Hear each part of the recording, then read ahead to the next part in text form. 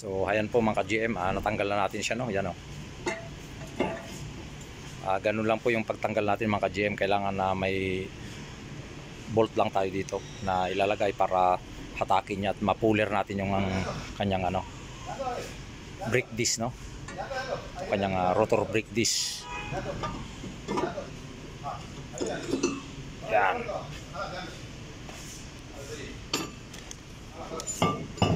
So ayan siya. So ayan, isa itong Toyota Innova mga ka-GM.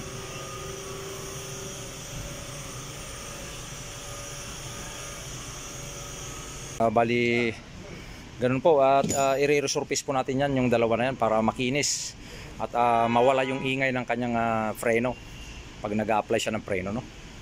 So huwag pong kalimutan na paki-follow yung aking page at paki-like and share na rin yung aking mga videos.